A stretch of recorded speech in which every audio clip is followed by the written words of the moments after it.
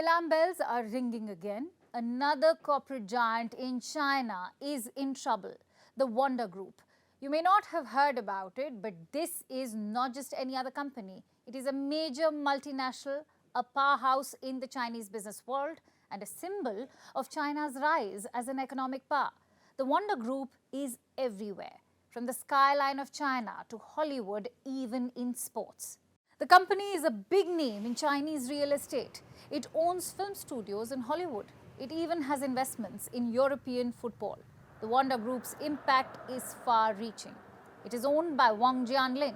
He used to be China's richest man. Today, his business empire is now under trouble. There has been a dramatic shift in fortunes of Wanda. This year, Wanda was planning an IPO. Its lucrative property management subsidiary was going public. Suddenly in April, those plans were called off. Wanda made an announcement. It said they won't be able to go ahead with the IPO. This has put Wanda in a tricky spot. You see, investors had already signed up for the IPO. If they don't go ahead, they'll have to return $5.6 billion. What's the problem here? Well, the group doesn't have any money. As of March, Wanda just had almost $4 billion in cash. In the next 12 months, it has to pay $3 billion. This is debt that needs to be repaid. The problem snowballs from here. Wanda needs cash. It needs to raise money quickly. But some disturbing reports emerged in May. Wanda entered into a dialogue with major banks. Apparently, the company needs a loan relief plan, one that allows them to extend repayments, an extension of sorts to pay back loans. Now, this happened in early May. Reports say Wanda later denied these claims, but more troubling headlines have emerged in recent days, like this one. Wanda is looking to sell its assets. 20 malls in wealthy parts of China could be up for sale. They are in cities like Shanghai, Jiangsu, and even Zhejiang. The asking price for each mall, around $99 million. That's not all. Wanda has a payments unit. That too could be up for sale. The company could sell its digital payments license. It could be priced around $141 million. But the license could go for lower. Some prospective buyers are looking to negotiate. There's turmoil within the company too. Now, some business units are being downsized and staff is also being laid off. Basically, there is trouble everywhere, pending dues, shortage of cash, assets on sale, and the decision to scale back. These are classic signs of a company in distress. Wanda is clearly in trouble. Even the ratings agencies agree. Fitch Ratings has downgraded Wanda. They have a negative view of this company now. Wanda Group faces tough times ahead because Beijing is tightening the screws. China is pushing for more oversight on the real estate sector. That's bad news for Wanda because real estate is its core business. The sector is witnessing defaults again. Recently, KWG Group Holdings defaulted on one of its payments. It put out a statement about this default. The company blamed the local policymakers. I have that statement with me. Listen to this. Due to the requirement of local government policies, most of the money is under strict pre-sale cash escrow at designated bank accounts in order to ensure completion of the properties under development. So what does that mean? Basically, the company is saying it has a cash problem. The money is lying in an account and due to the strict rules, they cannot use it. That has been the story of Chinese corporates in recent years, especially in real estate. First, companies took on immense debt to grow.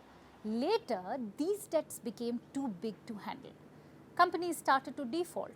Then came the Communist Party crackdown. Instead of making things easier, government policies only made the situation worse. Wanda Group seems to be the latest victim of this. It remains to be seen if it will survive. Now let's look at what's happening in Ukraine. A dam has collapsed. The Nova Kakhovka Dam in southern Ukraine fell earlier today. Millions of cubic meters of water are gushing from the reservoir behind it. About 22,000 people are at risk. 80 settlements are in the danger zone. A mass evacuation drive is currently underway. But why did the dam collapse? Ukraine has blamed Russia. It says Russian forces are trying to hamper Ukraine's counteroffensive. It has even accused Moscow of committing ecocide. Ukraine's allies are going even further. The UK and the EU say Russia has committed a war crime. Russia has given conflicting explanations so far. Initially, a Russian-appointed local governor said nothing had happened to the dam. Then, the governor said Ukraine shelled the structure overnight. Another Russian official says the dam collapsed naturally. While both sides are trading blame, only one thing is certain. The people living in the area are facing a catastrophe. Here's our report. 18 million cubic meters of water. That's the amount of water that was held behind this dam. The Nova Kakhovka Dam on Dnipro River. Earlier today, the dam collapsed. It happened in the early hours of the day. Now there's nothing holding back the water. It has started flowing out. This drone footage shows the force of the water that's being released. Terrifying quantities pouring out every moment. The Nova Kakhovka Dam was the only thing holding it back. It's a Soviet-era dam built in 1956. It was set up to generate electricity. That hydroelectric plant has now been washed away. The reservoir behind the dam provides water to thousands. It's especially important for the people living in Crimea.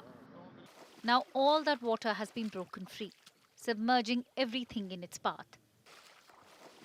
It's not good news for anyone.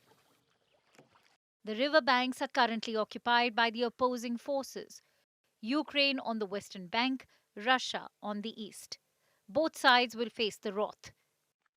Ukraine has already started evacuations. Dear residents of Kherson region, Russian army has conducted another terror act. It has exploded Kakhovka Dam. In 5 hours, water level will reach critical level. Evacuation of people to safe areas has started. All services are working. Emergency service, police, military are all together. I urge to take documents and essentials and wait for evacuation buses. Also, I'm addressing the residents of the left bank. Please do everything possible to save your lives and leave the insecure place at once. So has Russia. It had earlier denied that there was a problem. The Russian-installed governor of Kherson had said the situation wasn't critical, that evacuations weren't needed. But now there's been a U-turn. Russian officials have also sounded the alarm. The situation in Nova Kakhovka as of 9:15 a.m., water continues to rise. In order to save all lives, the evacuation of the civilians from the border regions affected by the flood is taking place. An operational headquarters has been established. Members of the headquarters, Ministry of Emergency Situations, governor, representatives of the government, they're all at the place and working. There is no panic in the city. At the moment, the water level has risen to 10 meters. Washing away of the dam continues. The maximum rise of the water level could be 12 meters. At immediate risk are islands on the Dnipro River. Then there are the towns and cities along the river's banks. This includes major cities like Kherson, the capital of the Kherson region, the city Ukraine took back from Russian forces last year. It is already facing the effects of the dam collapse. Today is the 6th of June 2023. I'm in Kherson. It is 10:30 a.m. After a blast at Kakhovka Dam, water flow in the Dnipro River and its tributaries is very powerful. The water level rose for 1 meter. We'll see what will happen next, but we hope for the better. So far, no one has taken responsibility for the disaster. Not surprising, Russia and Ukraine are blaming each other. Ukrainian officials put out various tweets blaming Russia for the collapse. Zelensky blamed it on Russian terrorists. One of his advisors said Moscow wanted to create insurmountable obstacles for Kiev's forces. Another termed the act as ecocide, sharing videos claiming to show the extent of the disaster. Russia, in turn, has blamed Ukraine. It has called the dam collapse the work of Ukrainian terrorists. Whoever is behind it, there are going to be dire consequences for the people living nearby. Towns and villages will be inundated. Thousands of homes will be destroyed. Between 16 to 22,000 people will be displaced. We mentioned earlier how the dam supplied water to Crimea. The peninsula may face water shortages now. Then the loss of the hydroelectric plant will strain energy supplies in the region. The reservoir also supplied water to cool the Zaphorizhia power plant, Europe's largest nuclear plant. It has been under Russian control since the war began. It was already in danger due to attacks. Now it could also face cooling trouble, bringing the region one step closer to a nuclear disaster. But what is already a disaster is the Nova Kakhovka Dam collapse. It can reportedly never be repaired. And while Russia and Ukraine indulge in blame game, the brunt of this will be felt by the people in the region for years to come. Now let's talk about America's friends across the pond. I'm talking about Europe, specifically France. It has a problem with NATO's plans for the Indo-Pacific. The military alliance wants to open an office in Japan. It will be NATO's first outpost in the region. President Emmanuel Macron has a problem with that. He thinks NATO shouldn't go ahead. I have Macron's statement. Listen to what he said. If we push NATO to enlarge the spectrum and the geography, we will make a big mistake. He calls the move to expand a mistake. But why? Macron thinks by expanding NATO will lose its focus. Now this is a problem. If NATO wants an office in Japan, it just cannot go ahead and build one. An expansion like that needs to be put through a vote. The proposal will go to the North Atlantic Council, the highest decision-making body of NATO. All NATO members are represented there. They'll vote on this proposal and their verdict needs to be unanimous. Only then will NATO be able to open an office in Japan. So France will be a stumbling block. Is this proposal unprecedented? Not at all. NATO has a dozen more liaison offices or delegations. They're spread out across the world. There's one in Ukraine too, a country in the middle of a conflict. Most of these offices are small. They help in maintaining ties with the host country's military and government. NATO hasn't formally announced this, but reports say NATO wants something similar in Japan, a small office, one that can help the military alliance stay in touch with Tokyo. The idea is not a new one. NATO and Japan have been considering this since 2007. Now in 2018, Tokyo opened an office in Brussels. Brussels hosts the NATO headquarters. The war in Ukraine has led to deeper ties. Last year, Fumio Kishida was invited for the NATO summit. This year's summit is scheduled for July. Lithuania is hosting the event and the Japanese Prime Minister is invited again. Now earlier this year, the NATO chief was in Tokyo. He had hailed Japan's decision to spend more on its military. I also told him that I strongly welcome Japan's historic new national security strategy. And I'm glad that Japan is planning to reach the NATO benchmark of 2% of GDP devoted to defense. This demonstrates that Japan takes international security seriously. It makes you an even more powerful partner for peace. So both sides like each other. Then why is Macron opposed? Maybe because he doesn't want to anger China. Macron is trying to quote Beijing. Earlier this year, he traveled to China. It was a high-profile visit.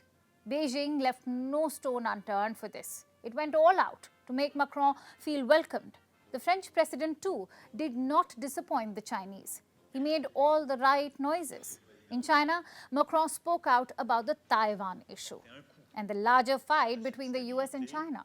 The French president said that Europe should stay away from this conflict. He also thinks the region should not snap economic ties with Beijing. Listen in. We must not be naive. Our European Union, taking this step of European sovereignty that I defended 5 years ago, is establishing trade defense instruments that are necessary for our credibility. But the European Union must also be voluntarily committed to continuing to have a trade relationship with China. Well, that sounded a lot like appeasement. US and its allies too saw it that way. They were not happy with Macron's outreach, but the criticism has not affected Macron much. It seems he's still on the same path. That's why perhaps he's pushing NATO to stay away from the Indo-Pacific. But other NATO members have different thoughts. They're deepening their ties with the region. Consider what's happening in New Delhi this week. Defense ministers of leading NATO nations are visiting India. Yesterday, US Defense Secretary Lloyd Austin was here. He spoke out about NATO's plans for the region. We are absolutely not trying to establish a NATO in the Indo-Pacific. We continue to work with like-minded countries to ensure that the region remains free and open. Today, the German defense minister was in New Delhi. There's talk of a submarine deal. Reports say Germany wants to build submarines in India. So one way or another, NATO members are taking more interest in the region. Obviously, regional players like India will set the terms of engagement, but more cooperation is inevitable, whether Macron likes it or not. The race for the White House is heating up. I know elections are still 17 months away in the United States, but that's America for you. The Republican field is especially crowded. There are daily accusations, a lot of insults, and also some falsehoods.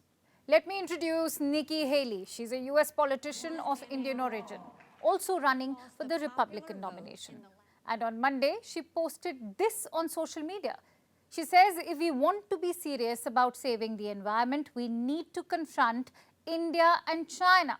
They're some of the biggest polluters. Well, in no time, there was backlash. Indian users on Twitter called her out. She was accused of lying about pollution. So let's look at what the reality is. You need to understand that pollution has a time lag. What you emit today affects us years later, maybe 10 or 20 years down the line. This is why experts talk about historical pollution. Don't just look at the current data, also look at the decades before. And what does that data tell us? Since 1850, the US is responsible for 20% of all carbon dioxide emissions. China is second with 11%. Russia is 7% and Brazil 5%. So what about India? India makes up just 3.4% of the total. The rank is 7th. This data tells the real story of pollution. The climate change you see around is because of historical pollution. And who contributed to that? The United States with a 20% share. Let's also look at another data set. Per capita emissions. It's easy for countries with smaller populations to reduce emissions. Less people, less emissions. So let's consider the per capita data. Qatar leads the list with 37 tons of carbon dioxide. That's 37 tons per citizen. What about the United States? The US emits around 15 tons per capita. And India, just 1.9 tons. Imagine that. America's per capita emission is 7 times higher than India's. Yet, Nikki Haley has the audacity to blame India. Even China is better than the US. Their per capita emission is around 7 tons. Most experts also talk about exported emissions. What does that mean? You keep hearing US officials talk about reducing pollution. They do that by exporting manufacturing. Instead of building factories in the US, they build it elsewhere, like in China or Vietnam, even India. One study found that multinational companies make up 20% of all emissions. Also remember that 1/3 of all MNCs are American. Put 2 and 2 together, and what do you get? More pollution by the US. What I just explained isn't new information. It's known to policymakers across the world. In fact, it is recognized in international law. We call it CBDR, Common but Differentiated Responsibilities. Means all countries are responsible for tackling environmental destruction. But there's a catch.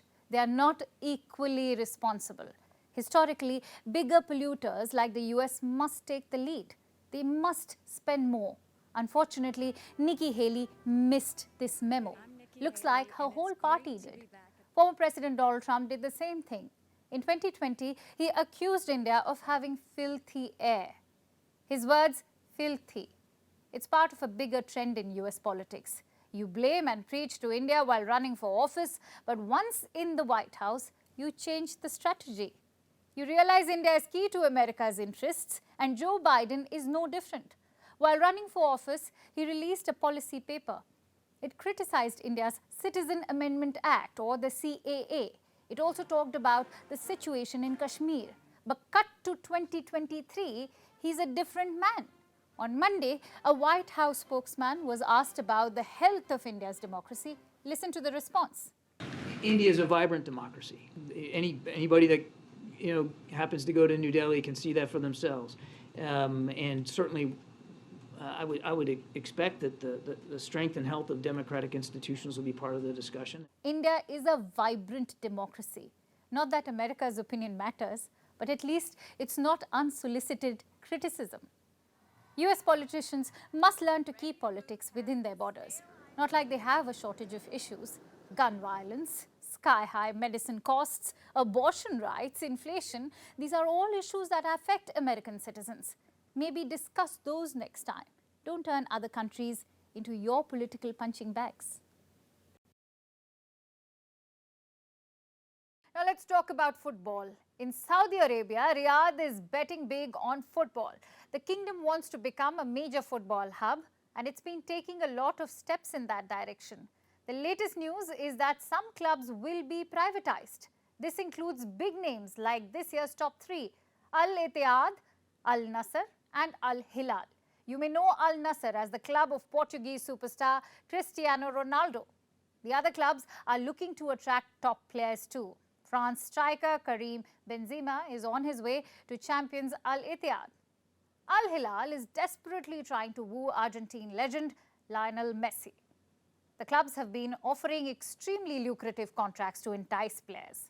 All this as part of the Saudi government's Vision 2030. Here's more. Next season, Saudi Arabian football is getting a new star. French striker Karim Benzema. He's going to ply his trade at Al Ittihad, the current champions of the Saudi Pro League. Benzema will take the field against his former Real Madrid teammate Cristiano Ronaldo. Ronaldo also plays in the Saudi Pro League for the club Al Nassr.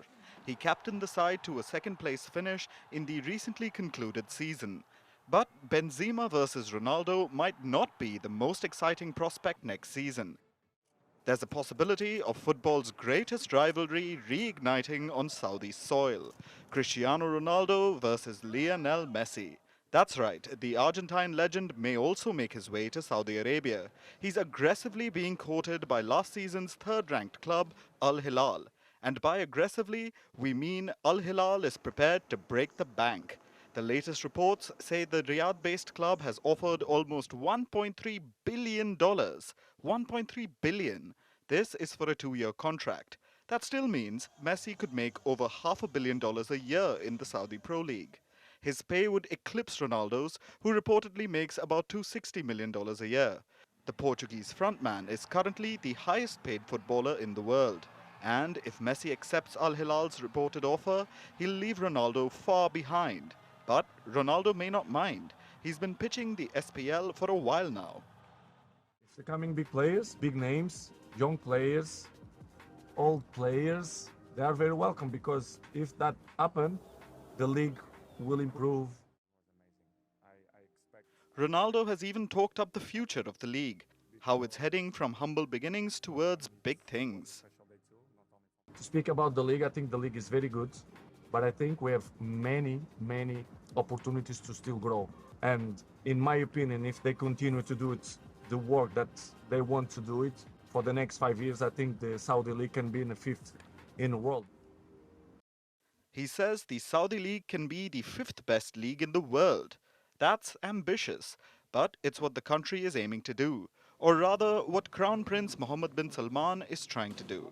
The Saudi Crown Prince has a vision, Vision 2030. He wants to diversify the Saudi economy by the end of this decade.